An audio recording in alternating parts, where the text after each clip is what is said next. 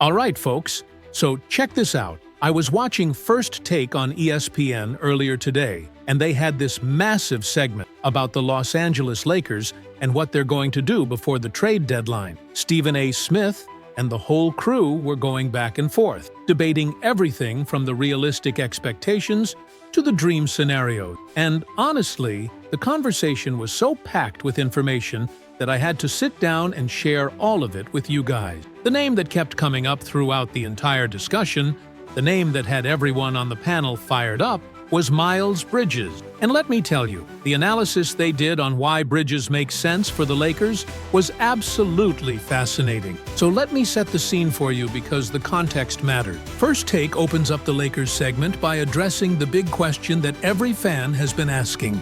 Are the Lakers actually going to make a significant trade before the deadline? Or are they just going to make some minor moves and call it a day? And the analysts referenced several reports from insiders like Jack Fisher and others who have all come to a similar consensus. The consensus is that the Lakers are expected to make a trade. Something is going to happen, but the concern among the analysts was that it might not be the type of trade that actually moves the needle. It might be one of those trades where the front office pats themselves on the back while fans are left scratching their heads, wondering if that was really the best they could do. Hey, what's up, everyone? Real quick before we get into everything. That like button is literally what determines if this reaches hundreds or thousands of fans. Takes 1 second, but makes a huge impact on the channel's growth. Just smash that like button right now. It's the easiest thing you can do. But honestly, the biggest way to support this content. Every single like pushes this further, so hit it now. Stephen A. Smith jumped in early with a passionate take about how the Lakers need to be aggressive right now. He talked about how the championship window with LeBron James is closing rapidly, how Luka Doncic is in his prime and wants to win now, and how standing pat or making minor moves would be a disservice to both of those guys. And that's when he brought up Miles Bridges as a potential target that could actually transform this team. The First Take analysts spent a lot of time breaking down why Miles Bridges fits exactly what the Lakers need, and I want to walk you through all of their points because the fit is actually kind of perfect when you really think about it. The first thing they talked about was defensive versatility, which has been the Lakers' biggest weakness all season long. The analysts pointed out that the Lakers have been searching for a player who can guard multiple positions, someone who can switch onto guards, wings, and even some bigger forwards without getting exploited. Miles Bridges fits that description perfectly. One of the analysts went deep into Bridges' defensive profile. He talked about how Bridges has this unique combination of speed and strength that allows him to stay in front of quick guard while also being physical enough to body up against bigger wing. At 6'6", with a 6.9 wingspan and elite athleticism, Bridges can legitimately guard positions 1 through 4 depending on the matchup. That's exactly the type of defensive switchability that the Lakers have been lacking and that championship teams need in today's NBA. Stephen A. Smith made a point about the Jimmy Butler injury and how it completely changed what the Lakers need to address. With Butler out, the team lost a significant two-way presence, someone who could guard elite wings while also creating offense. The analysts argued that while Miles Bridges might not be Jimmy Butler, he could provide a similar two-way impact at a fraction of the cost. He's not going to give you Butler's playmaking, but he can absolutely give you high-level defense and athletic scoring that the Lakers desperately need. The offensive side of Miles Bridges was discussed extensively, and this is where the First Take crew got really excited. They talked about Bridges' athleticism and how he would fit in the Lakers' offense alongside Luka Doncic and LeBron James. Bridges is an elite lob threat, one of the best in the entire league at finishing above the rim. With Luka and LeBron being two of the best passers in basketball, having a guy who can run the floor, catch lobs, and finish in traffic would add a dimension to the Lakers' offense that they currently don't have. One analyst made a comparison that I thought was really apt. He said that right now, the Lakers' offense can get predictable at times. Teams know that Luka and LeBron are going to dominate the ball, and they pack the paint to take away driving lane. But if you add Miles Bridges, suddenly defenses have to respect the lob threat. They can't just collapse into the paint because Bridges will be flying in for dunks. That opens up everything else. LeBron gets cleaner driving lanes, Luka gets better spacing, and the offense becomes harder to guard overall.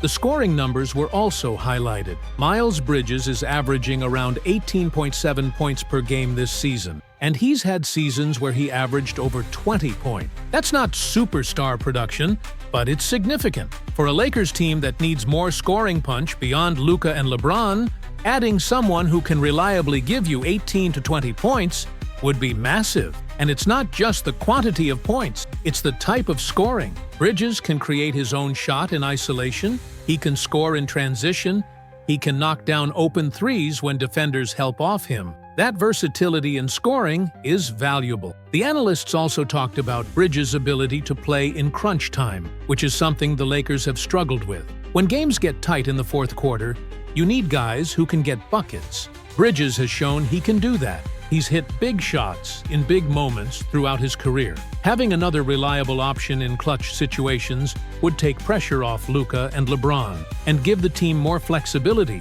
in how they attack down the stretch of close games. Now, the first take discussion got really interesting when they started talking about the potential obstacles to a Miles Bridges trade.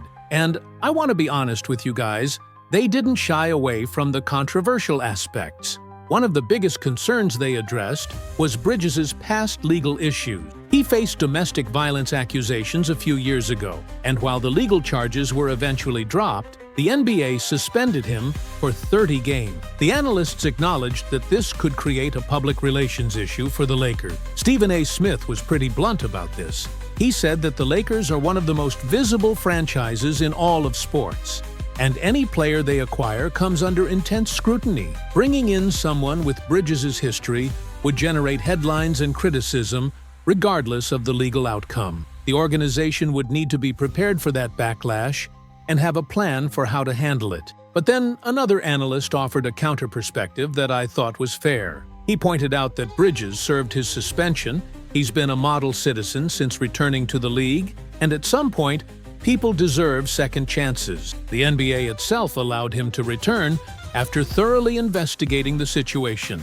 If the league determined he was eligible to play, and if the Lakers can help him continue on a positive path, maybe the basketball fit should be the primary consideration.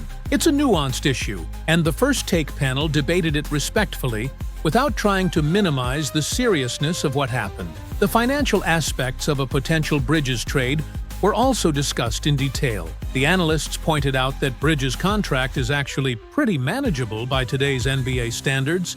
He's making around $25 million this season and about $22.8 million next season. That's not a max deal, it's not a bargain, but it's reasonable for a player of his caliber and impact. The Lakers could structure a trade using some combination of their expiring contracts and potentially a draft pick to make the salaries work. Speaking of draft picks, that's where things get tricky according to the First Take analysis. The Charlotte Hornets, who currently have Bridges, apparently want significant draft compensation to move him. The reports suggest they're looking for at least one first-round pick, possibly two. The analysts debated whether the Lakers should be willing to pay that price. One analyst argued that the Lakers should absolutely be willing to give up a first-round pick for Miles Bridges. He made the point that championship windows are rare and short. The Lakers have LeBron at 40 years old, Luka in his prime wanting to win now, and a legitimate chance to compete if they get the right pieces. Hoarding draft picks for the future,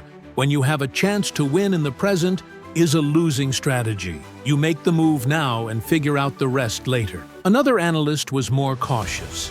He acknowledged that Bridges would help, but questioned whether he's the type of player you give up multiple first-round picks for. He suggested that maybe the Lakers should explore getting Bridges for a single first plus some additional sweeteners rather than paying a premium. The trade deadline is a buyer's market in some ways, and Charlotte might be more motivated to deal than they're letting on publicly. The First Take crew also talked about an interesting wrinkle in this whole situation: the Clutch Sports connection. Bridges is represented by Clutch Sports, which is the same agency that represents LeBron James. The analysts speculated that there might be behind-the-scenes pressure from the agency to make this deal happen. LeBron has significant influence within the Lakers organization, and if Klutch is pushing for this trade, it might be more likely to happen than the public reports suggest. Stephen A. Smith had a strong take on this. He said that regardless of agency connections or relationships, the Lakers' front office needs to evaluate this trade on its basketball merits. If Miles Bridges makes the team better and gives them a legitimate chance to compete for a championship, you make the deal. If he doesn't, you pass. It can't be about politics or favor. It has to be about winning. The discussion then shifted to how Miles Bridges would fit into the Lakers' rotation specifically, and the analysts painted a really compelling picture. Imagine a starting lineup of Luka Doncic, Austin Reeves, Miles Bridges, LeBron James, and Anthony Davis. That's 5 guys who can all score,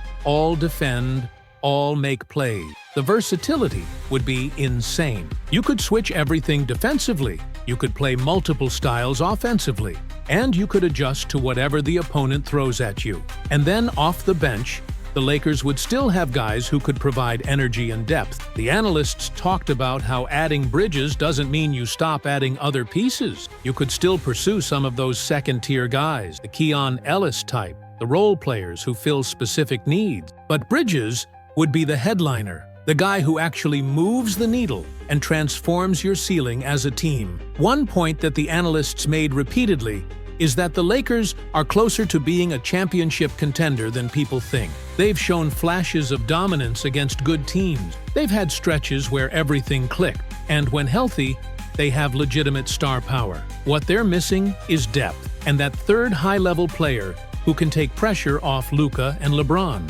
Miles Bridges could be that guy. The analysts also discussed the alternative scenario. What if the Lakers don't make a significant trade? What if they just stand pat and go into the offseason with maximum flexibility? Some argued that this isn't necessarily a bad strategy. You'd have significant cap space, you'd have your draft picks, and you could potentially make bigger moves in free agency. But Stephen A. Smith pushed back hard on this. He said that flexibility means nothing if you don't use it. The Lakers have been talking about flexibility for years, and what has it gotten them? You have to actually pull the trigger at some point. The First Take panel also talked about the broader context of this trade deadline and how the Lakers should be thinking about asset management. One analyst made a really smart point about how the trade market works. He said that sometimes you can use one first-round pick to acquire multiple first-round picks from a team that has weaker assets